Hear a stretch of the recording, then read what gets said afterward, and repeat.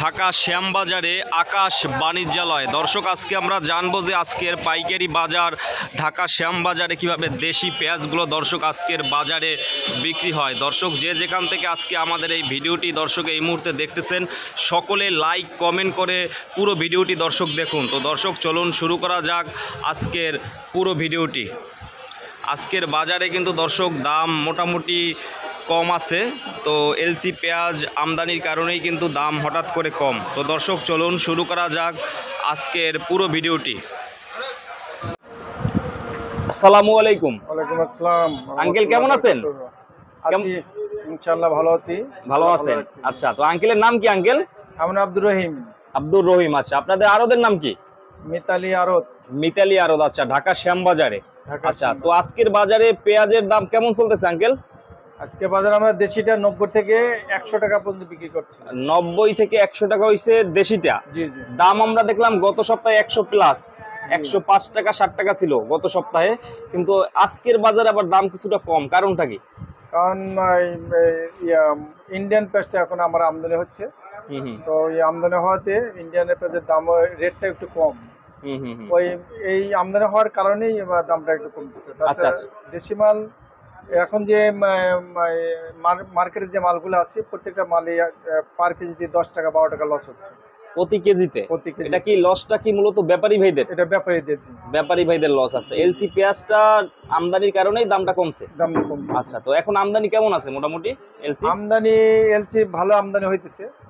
আমদানিটা হওয়ার কারণেই দেশি মালটা একেবারেই কম খাচ্ছে, একেবারেই কম বেচাকেনা করতে হচ্ছে এবং কেজিতে 8 থেকে 10 টাকা লস হচ্ছে মানে ব্যাপারী ভাইদের।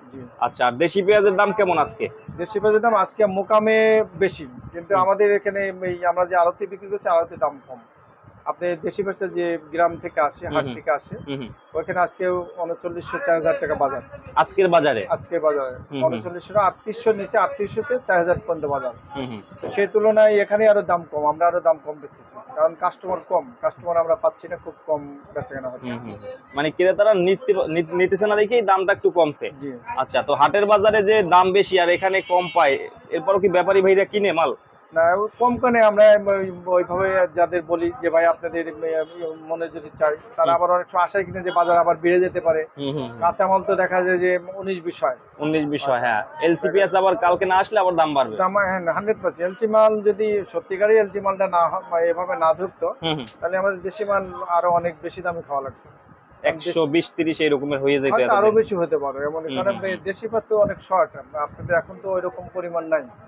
এখন আবার নতুন পেঁয়াজ হতে আপনার প্রায় 5 মাস লাগবে, ডিসেম্বর মাসের কাছাকাছি। মুড়ি কাটা যেটা ওইটা। আচ্ছা, তো আমরা এই সামনে দেখতেছি এইগুলো কোথার আঙ্কেল? এই সামনের পেঁয়াজগুলো এটা হলো পাবনারটা কত আজকে? এটা পাবনারটা আমরা 95 থেকে 100 টাকা পর্যন্ত পেঁয়াজ 95 থেকে 100 টাকা বিক্রি করতেছেন। 3 থেকে 4 দিন আগেও ছিল 105 টাকা 60 টাকা। হ্যাঁ, 10 টাকা মূল্য ছিল, 10 টাকাও বিক্রি করছেন। এটা কি মোটাটা টাইট ওইটা না? এটা বাচ্চা মাল, এটা ভালো বাছাই কিতোটা। আচ্ছা, এটা হচ্ছে 95 থেকে 100 টাকা।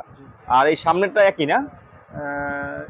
এটাই দামি। আপনার ওইগুলো আছে যে পিছনে ওইগুলো আছে ফরিদপুরি পেঁয়াজ, ওইগুলো কম আছে, ওগুলো 95-96। এইটা হচ্ছে 95-96 টাকা ফরিদপুরেরটা।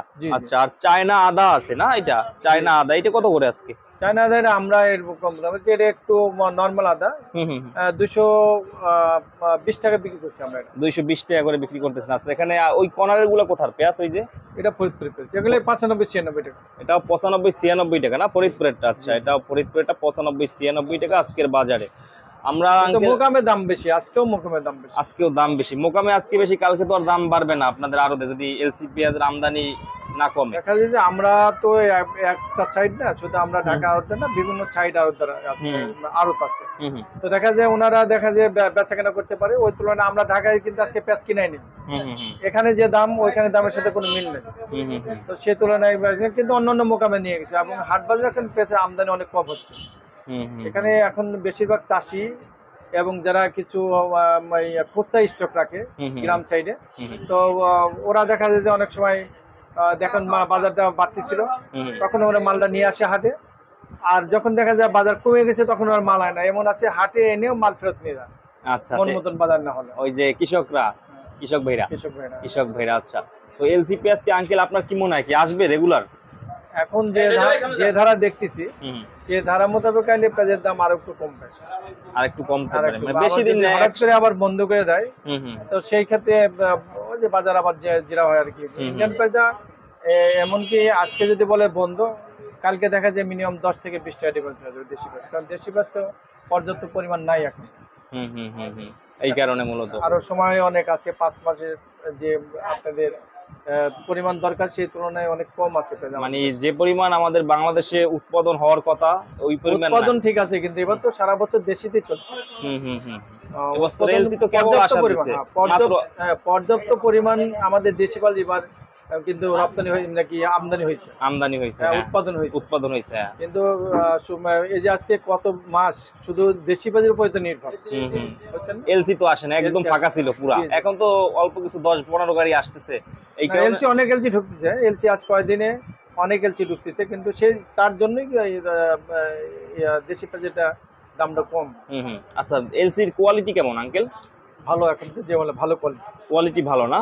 মোটামুটি কোয়ালিটি ভালো আছে, সাইজও বড় আছে না? বড় সাইজ একবার ওইগুলো কত করে, যেটা বড় সাইজের ওইখানে? এখন এখানে আমরা যে বিক্রি করছি যে ধরেন এখানে 88-90, মাত্র 88-90 টাকা করে। আচ্ছা আচ্ছা, মোটামুটি ভাবে দেখা গেছে দেশি পেঁয়াজ হচ্ছে তো 5-7 টাকা কম আছে, কিন্তু 10 টাকা ডিফারেন্স, মিনিমাম 10 টাকা ডিফারেন্স। এখন মানে এলসিটা মানে একটু সেল বেশি হয়, এলসিটা এখন বেশি সেল হইতেছে, একটু দামটা কম পাইতেছে তো। আর এই পাবনার পেঁয়াজটাই 95 থেকে 100 টাকা, মিনিমাম 8 থেকে 10 টাকা কম পাইতেছে যারা নিবে। এখন লস হচ্ছে, কেনাটা আগে ছিল ওই যখন বাজারে যে কিছুদিন আগে 3-4 দিন আগে বাজারটা অনেক বাড়তি ছিল, ওই সময় কেনা, ওই সময় কেনা তো ব্যাপারী ভাইদের 7-8 টাকা লস হইতেছে এখন।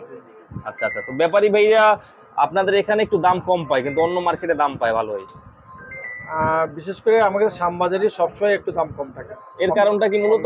কম থাকে কারণ আপনি এখানে বিভিন্ন ভ্যারাইটিস মাল পাওয়া যায়, এবং এখানে একদম সীমিত। আমরা যে কমিশনে ব্যবসা করি আর ব্যাপারীদের সীমিত লাভ একদম সীমিত, কোনো 2%, 5% এভাবে হিসেবে আমরা বেচা কেনা করি।